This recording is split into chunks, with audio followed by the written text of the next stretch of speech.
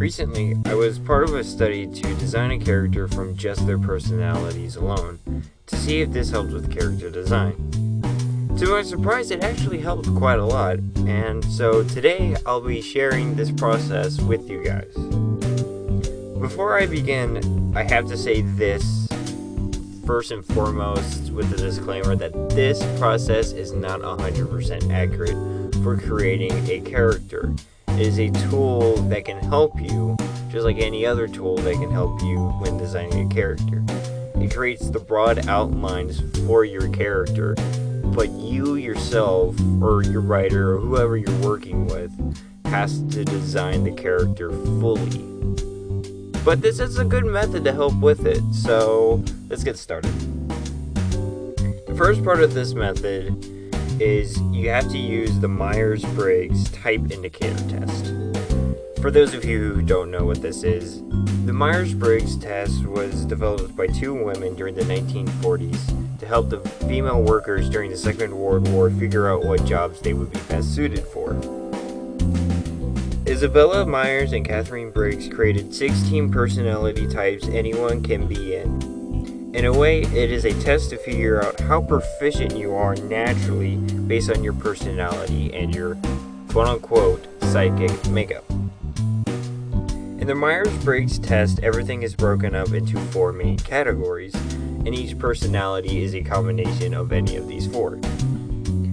Introvert versus extrovert, sensing versus intuition, thinking versus feeling, and judging versus perceiving.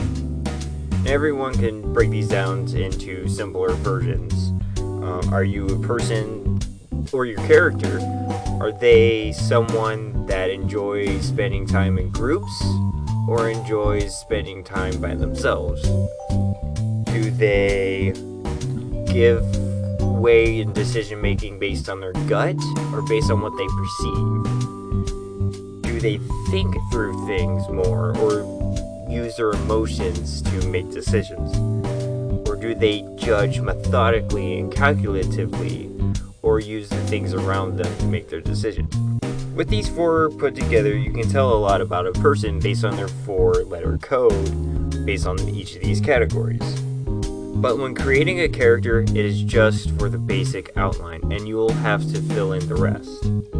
Now, if you don't have any idea what your character would look like, what kind of fashion styles they would have, these personality tests can actually help with that too. For this, I'll use the example of the character I designed and created through this process. So here's my character, Rook von Everhart, who's a LARP character and a D&D character that I've used in the past numerous times. According to the Myers-Briggs test, he is a ENTJ, which means he's introverted and he perceives more, he calculates, he's methodical, he thinks through things, he's very calculative, and which is what my character is essentially. He's very thinking based. But the personality type that comes with this code is known as the commander, someone who takes charge, is very tactical. They think things through to produce the best outcome and think of any possible outcomes they see in a situation. Now, my character is in a medieval setting. It's very fantasy based, and he is a rogue. So with this, I had to create a rogue-like character. But he was also the commander personality type, which means he was very methodical and calculative, but also he was very well established in his gains. He liked slightly to show off.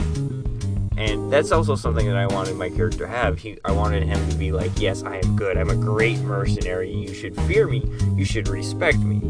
So that also went into a little bit. But the armor would have to reflect his status, so I had to look up a bunch of designs of fancy rogue armor from multiple sources: D&D handbooks, Pathfinder handbooks, some LARP outfits, and this is the design that I've created with that. But you don't have to design a character with an outfit specifically like this. You can actually look at other people's outfits. There are loads of people on Instagram, Pinterest, DeviantArt, all over Tumblr, all over the internet that create outfits and character designs based on this personality test. And they even take characters from like Disney or Firefly or, popular TV shows and movies that would fit in these 16 categories. And you can design a character with some of the inspiration from these other characters they've created or characters that have been in movies and TV shows over years. So you can get inspiration from that, you can look at things, but remember that this is only part of the process. This is only one tool when trying to create your character. The writer, the artist, everybody who's working on this project has to come together and fill in the gaps that this test and this process creates. Well, that's all the time we have for this episode. I'll see you guys next week. I have no clue when next episode is going to be up. I'm busy with work and classes, finals are around the corner, so I won't be sticking to the every Friday schedule, but I'll try keeping it on a weekly basis still. Also, if you guys haven't checked out my Game Grumps comic that I've done for a class, had to be all handmade and didn't follow the Z pattern, check that out. I've added the audio from the episode that I based it on, and comment on it and like it, and don't forget to hit that subscribe button. And as always, I'll see you guys next week.